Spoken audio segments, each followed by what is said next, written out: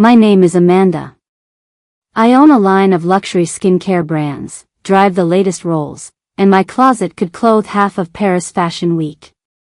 I've had men kneel at my feet, CEOs beg for my number, and royalty send me roses. But nothing, not wealth, not power, not even beauty, prepared me for Jonathan. Jonathan, the man with eyes like sin, a jaw that could slice diamonds, and a smile that made women forget how to breathe. And I wasn't the only one who noticed. Fidel did too. Fidel, my longtime rival in everything rich and ridiculous. And together, we entered a war, not with swords or poison, but with money, seduction, and the sweet, bitter ache of desperation. Hi and welcome back to Hearts Awakened. If you're new here, kindly subscribe and hit on notifications, and for my returning subscribers, thank you for stopping by. We shall begin now. I spotted him at the Valentina Masquerade Gala, standing beside the marble fountain, swirling champagne like he owned the damn moon. The spotlight wasn't on him, but it may as well have been. In a room glittering with wealth and decadence, Jonathan looked effortless. I want him, I whispered to myself, sipping rose from a crystal flute. But I wasn't the only one watching. She stood and read, Fidel. The kind of woman who walked like she paid rent for every step. She caught my eye and smirked. It wasn't just about him anymore. It was about her, and me, and the unspoken rule we'd lived by for years. One of us must always win. Jonathan's suit was custom, his cufflinks were antique, and his cologne, God, that scent, lingered long after he passed by. I made my move first, brushing against him accidentally, as I laughed at someone else's joke. He turned. You smell like money and mischief, he said, lips curved. I usually smell like trouble, I replied. Tonight, I made an exception. And just like that, he was intrigued. That week, I sent him a Patek Philippe watch with a note, time stands still when I look at you. I booked out the rooftop of Le Jardin and had a private dinner waiting. He came, late, drunk, beautiful. We made love under the stars. I was drunk on him for days. Then came Fidel. She threw a yacht party, spontaneously, and Jonathan was on board, literally and figuratively. Photos surfaced, her feeding him caviar, his hand on her thigh. I laughed it off, but my heart twisted like silk caught in fire. So I upped the ante. A trip to Paris. Private jet. I took him to the Ritz, bought him tailored suits, and whispered French lullabies into his neck. He called me Mandy, told me he'd never met anyone like me. I believed him. Until one morning, I walked into Café Lune for my regular espresso, and there she was, Fidel. Wearing Jonathan's shirt. His damn shirt. She smiled like a cat with feathers in its teeth. Morning, Amanda. Sleep well? I didn't respond. I couldn't. I just turned and walked out, burning. That night, I confronted him. He was in my penthouse, wearing silk boxers I'd bought. I thought we had something, I said. We do, he replied smoothly, running a hand through that perfect hair. But Fidel, she's a friend too. It's complicated. No, Jonathan. It was simple. We were both paying to be the favorite. And the sick part? I didn't care. The war began quietly, with polite smiles and champagne toasts. But beneath every toast was venom, and every smile a threat. Jonathan had turned us into rivals on a stage of glittering deceit, and we, two women who once ruled the scene with grace, were now nothing but claws in cocktail dresses. Fidel moved first. She bought him a car. A vintage Aston Martin, silver with custom leather interiors. I only found out because he posted it on his story with the caption, "Blessed by the best." The best, of course, being Fidel. I seethed. 2 days later, I purchased him a penthouse. Downtown. Modern, minimalist, dripping with luxury. The deed was in his name, no questions asked. He kissed me like I was air and he'd been suffocating. I thought I'd won. Until I saw her there. She walked out of the building one morning in a silk robe, my silk robe. She blew me a kiss from the sidewalk, and I nearly ran her over. I went to Jonathan that night, blood boiling. She's wearing my things, I said. In my house. He laughed like it was nothing. You're both acting like it's more than what it is. What is it, then? I demanded. He leaned back, wine in hand, bare chest on display. It's fun. It's attention. I never asked you to fight for me. But he never told us to stop, either. We were pouring millions into him, and he soaked it all up like rain after drought. He wore our gifts, ate our food, moaned our names. And we, God help us, we kept giving. Because when Jonathan touched you, you felt seen. And when he looked at you, you forgot every time you were ever invisible. I started spying on Fidel. Had her followed, tapped her stylist, bribed her assistant. I needed to know what she was doing, what she was offering him, what made her think she could win. One night, I found her at a gallery lounge, sipping wine next to Jonathan. They looked perfect, too perfect. I stepped in, cool and calculated. Jonathan, I said, slipping my arm through his. You forgot you had dinner plans. He looked confused. Fidel narrowed her eyes. Actually, she said, he just promised to spend the night with me. My nails dug into his arm. Is that true? He didn't answer. Just smiled like a man who knew he was worth fighting over. That's when I knew, he loved the chaos. He wasn't caught between us, he was orchestrating the whole show. And we were dancing like fools. I confronted Fidel outside, behind the velvet curtain. You think you can buy him? I hissed. I don't think, she replied. I know. And I have receipts. We were nose to nose, two queens with cracked crowns. And neither of us was backing down. So we escalated.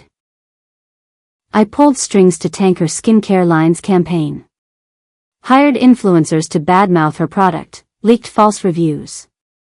She retaliated by poaching one of my top developers and feeding the press rumors about a fake tax scandal.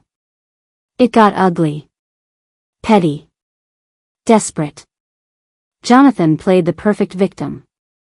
Why can't you two get along, he'd say, lounging in Egyptian cotton sheets, paid for by both of us. I just want peace. He wanted power. Control.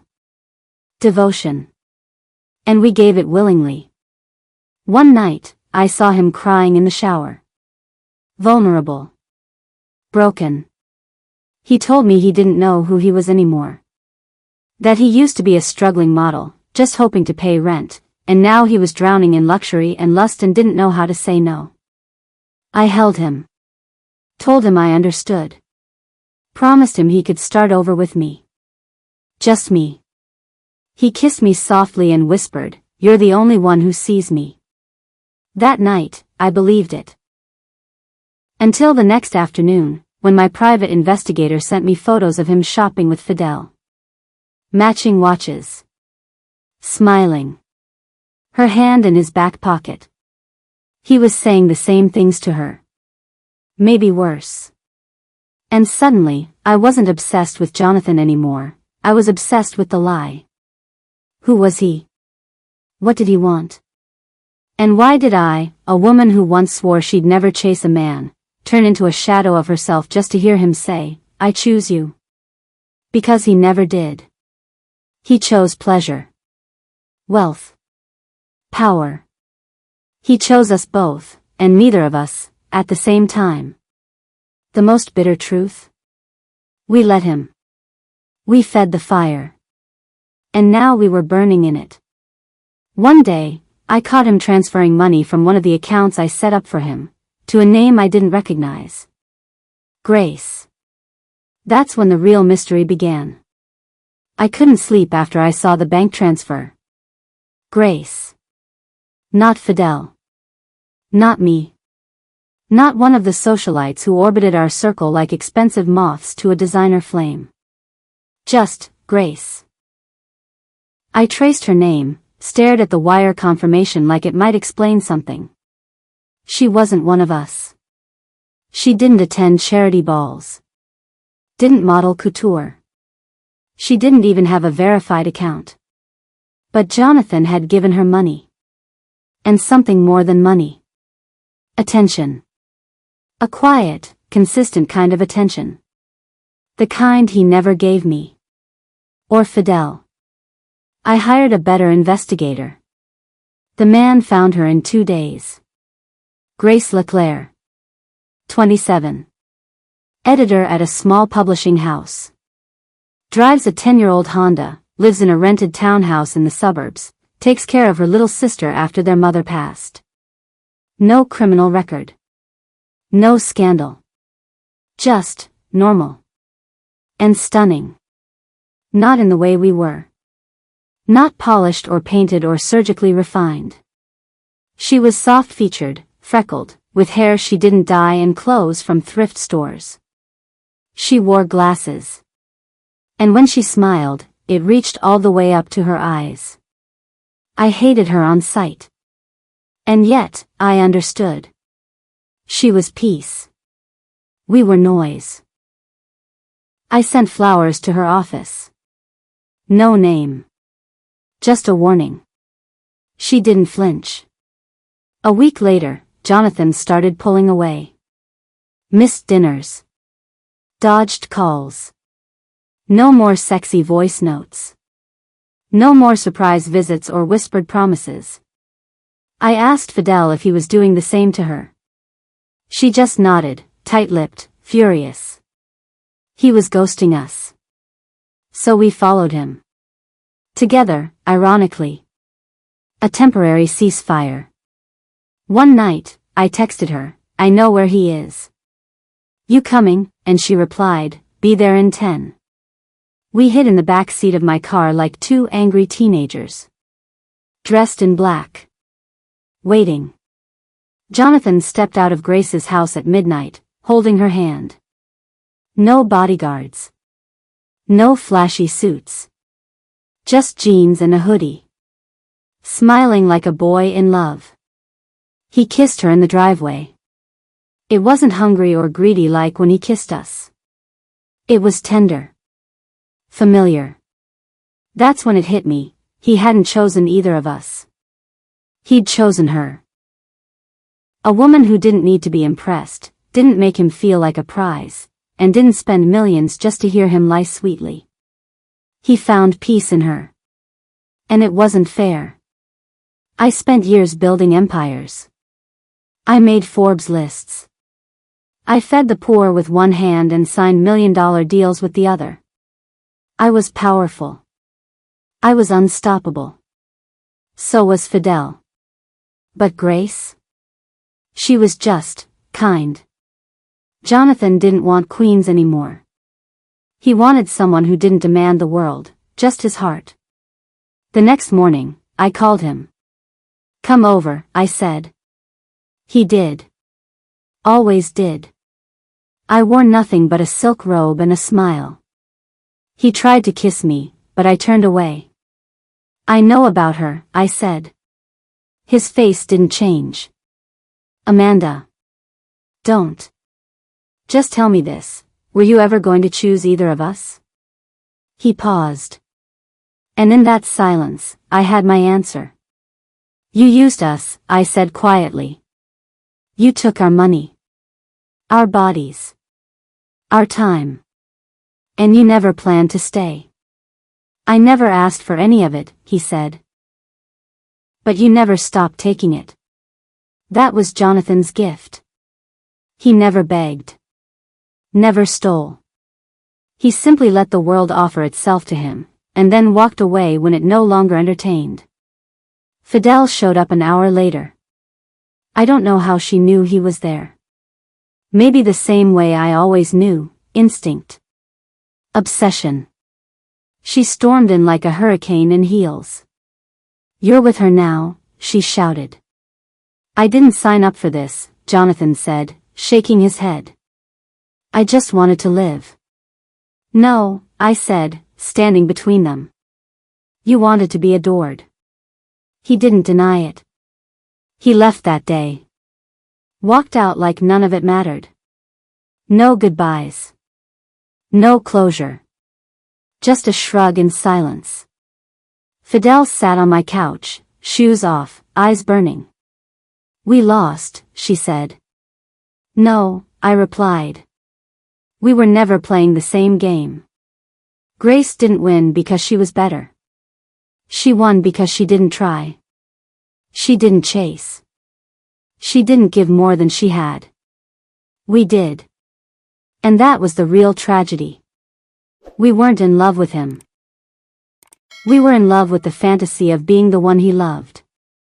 It's been 6 months. Fidel and I no longer fight. We see each other at events, nod politely, and never speak his name. We both moved on, in our own ways. I started therapy. Took a break from work. Took a break from myself. I even saw Grace once, at a bookstore. She was helping a child pick out a book. Smiling. Still radiant. She saw me, too. And she came over. "I'm sorry," she said. "For how it happened." "You don't need to be," I told her. She looked me in the eye, kind and steady. "You deserve more than what he gave." And for the first time in a long time, I believed it. Love isn't meant to be bought. Or fought over. Or forced. It's quiet. Gentle. Consistent. And if it ever costs you your peace, your pride, or your power, it isn't love at all. I hope you learned something new today. Subscribe and hit on notifications. Ensure to stop by on my next video.